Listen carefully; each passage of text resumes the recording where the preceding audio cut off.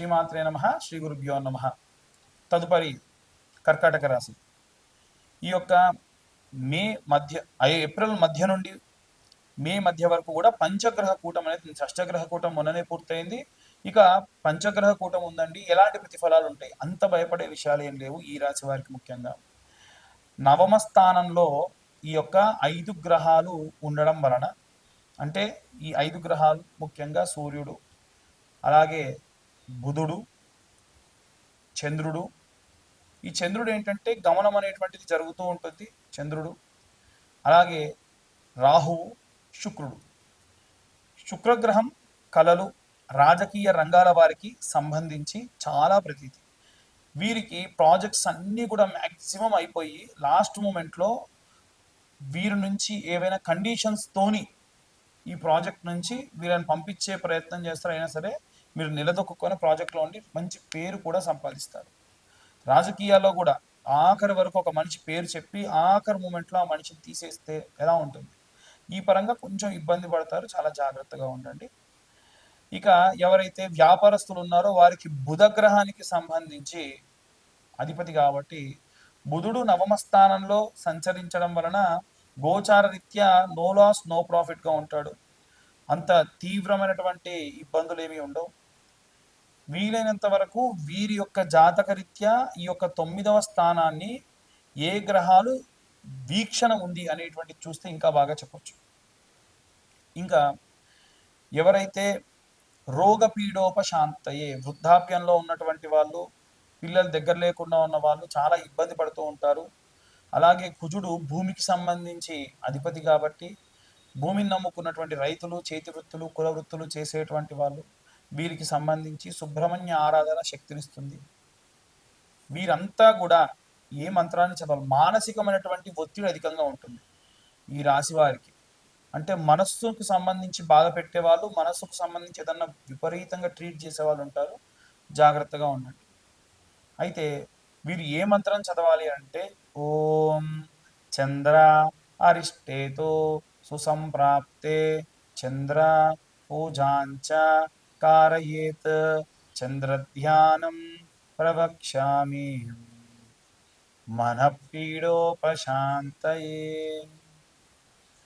ఈ మంత్రం చదవడం వలన మనస్సు ఎప్పుడు ప్రశాంతంగా ఉంటుంది. ఎవరైనా కాస్త బెడ్ రిటర్న్ అయిపోయి ఉన్నారు, బాగా ఏజ్డ్గా ఉన్నారు, ఓల్డ్ ఏజ్లో ఉన్నారు, వీళ్ళు ఏదైనా సరే ఒక బాగా ఇబ్బంది పడుతూ ఉన్నారు ఆరోగ్యానికి సంబంధించి అంటే, ఇప్పుడు నేను చెప్పే మంత్రం వారికి సహాయం అవుతుంది. అందరూ, మీరు ఈ రాశి వాళ్ళు ఆ రాశి వాళ్ళనే కాకుండా అందరూ కూడా ఈ మంత్రాన్ని చదవచ్చు. ఆ మంత్రం ఏమిటి అంటే, ఓం వం అమృతకరాయ అమృతం ప్లావయ ప్లావయ యజమానస్య. యజమానస్య అన్న దగ్గర వారి పేరు పెట్టండి.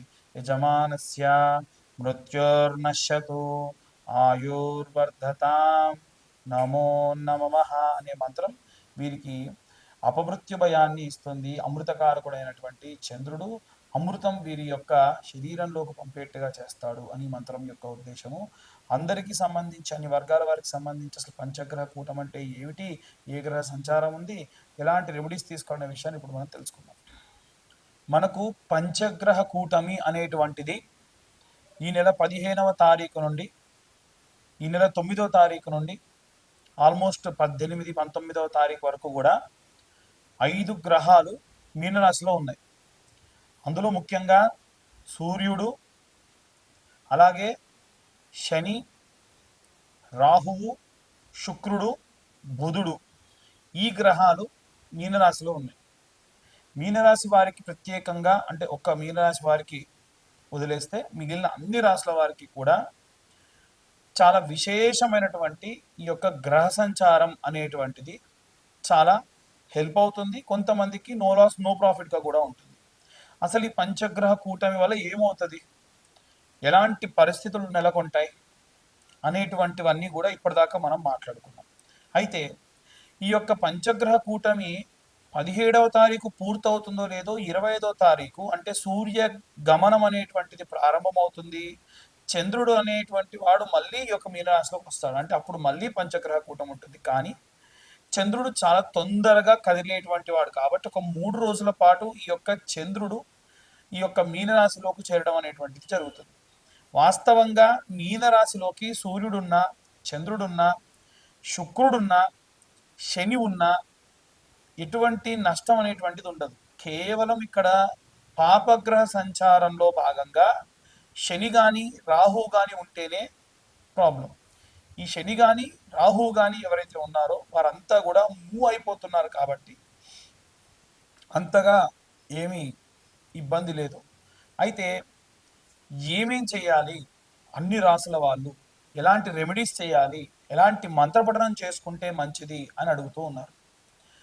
అందరికీ చెప్పేటువంటిది, కామన్గా చెప్పేటువంటిది ఒకటే ఏమిటంటే నవగ్రహ ప్రదక్షిణ. అందరు నవగ్రహాల గుడికి వెళ్తే 3 చేద్దామా, 4 చేద్దామా, 5 చేద్దామా, 10 చేద్దామా, 11 చేద్దామా అంటారు. అలా కాదండి. నవగ్రహ ప్రదక్షిణాలు చేస్తే 21 ప్రదక్షిణాలు చేయాలి. 21 ప్రదక్షిణాలు సవ్య దిశలో, ఒక 6 ప్రదక్షిణాలు అపసవ్య దిశలో చేయాలి. ఎందుకంటే ప్రతి గ్రహానికి 3 సార్లు ప్రదక్షిణ చేసినట్టు. అప్పుడు ఎన్నున్నాయి? 9 గ్రహాలు ఇంటూ 3 అంటే 27. ఇప్పుడు 27 గ్రహాల్లో కూడా ఈ యొక్క 7 గ్రహాలకు మాత్రమే 3 ప్రదక్షిణాలు చొప్పున చేసి, రాహుకేతువులు ఎప్పుడు కూడా యాంటీ క్లాక్ వైజ్ డైరెక్షన్లో తిరుగుతూ ఉంటారు. పాపగ్రహ సంచారం కదా, వాళ్ళు ఎప్పుడు రివర్స్ అనమాట. అంటే ముందు నుంచి కాకుండా వెనక నుంచి రావడము, ఏదైనా సరే కుడి చేత్తో కాకుండా ఎడమ చేత్తో చేయడం, ఇలాంటివి చేస్తూ ఉంటారు. కాబట్టి వీరికి మనం ప్రదక్షిణ కూడా అపసవ్య దిశలో చేయాలి. దీని వలన జాతక రీత్యా మనకు రాహుకేతువుల మధ్యలో వేరే ఏ గ్రహాలైన బంధనమై ఉన్నా, ఒకవేళ ఏ గ్రహాలైనా పాపగ్రహంతో కలిసి ఉన్నా, ఎటువంటి గ్రహాలైనా సరే ఈ యొక్క పాపగ్రహాలతో బంధనమై ఉండి కూడా మనకు నెగిటివ్ రిజల్ట్స్ ఇచ్చేటువంటి ఉంటే కూడా ఈ ప్రదక్షిణాలు చేయడం అనేటువంటిది కాస్త శక్తినిస్తుంది. చిన్నపిల్లల దగ్గర నుండి వృద్ధుల వరకు, అంటే చదువుకునే విద్యార్థులు కానీ, గృహిణులు కానీ, ఉద్యోగస్తులు కానీ, వ్యాపారస్తులు కానీ, విడివిడిగా ఏం లేదండి, అందరికీ కామన్గా ఒకే ఒక్క విషయం ఏమిటంటే ఆదివారం నాడు పీరికెడు గోధుమలు ఒక తమలపాకు కానీ ఏదన్నా ఆకు డొప్పలో వేసి దానిపైన ₹1 బిల్ల నిలబెట్టి సూర్యగ్రహానికి నివేదన చేయండి.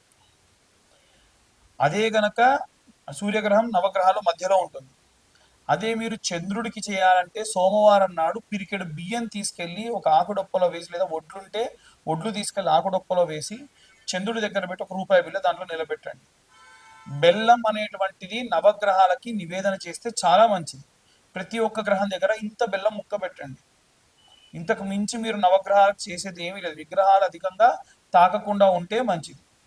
అలాగే కుజగ్రహం దగ్గరికి వెళ్తే కందులు కానీ, కందిపప్పు కానీ ఆకుడొప్పలో వేసి ₹1 బిల్ల పెట్టి ఒక బెల్లం ముక్క పెట్టి నివేదన చేయండి, చూపించండి, అంతే సరిపోతుంది. అలాగే బుధగ్రహానికి పూజ చేసినప్పుడు పెసర్లు, పిరికెడు పెసర్లు తీసుకొని ఆకుడొప్పలో లేదా తమలపాకులో వేసి ₹1 బిల్ల వేసి బుధగ్రహం ముందు పెట్టండి. అలాగే శనగలు తీసుకొని వెళ్ళి గురుగ్రహం ముందు పెట్టండి. అలాగే ₹1 బిల్ల, బెల్లం కామన్ అన్నిటికీ కూడా. శుక్రగ్రహం దగ్గరికి వెళ్తే బొబ్బెర్లు లేదా అల్చందలు అంటారండి. ఈ బొబ్బెర్లు తీసుకొని వెళ్ళి పిరికెడు బొబ్బెర్లు వేసి దాంట్లో ₹1 బిల్ల వేసి పెట్టండి. శనిగ్రహం దగ్గరికి వెళ్ళినప్పుడు మాత్రం విగ్రహాన్ని ఎట్టి పరిస్థితుల్లో ఆడవాళ్ళు తాకొద్దు, మగవాళ్ళు కూడా తాకుండా ఉంటే మంచిది. పిరికెడు నువ్వులు, దాంతోపాటు ₹1 బిల్ల, ఆ ₹1 బిల్ల కూడా వీలైతే స్టీల్, అంటే ₹1, ₹2 లాంటివి అయితేనే బెస్ట్. ₹5 పెట్టకండి. పెట్టి దాంట్లో బెల్లం ముక్క పెట్టి ఇంతంత నువ్వుల నూనె శనేశ్వరుడు పైనుంచి పోయండి. ఆవ నూనె పోసినా మంచిదే. నల్ల రంగు ధాన్యం నుండి వచ్చినటువంటిది ఏ నూనె పోసినా శనికి చాలా ఇష్టం.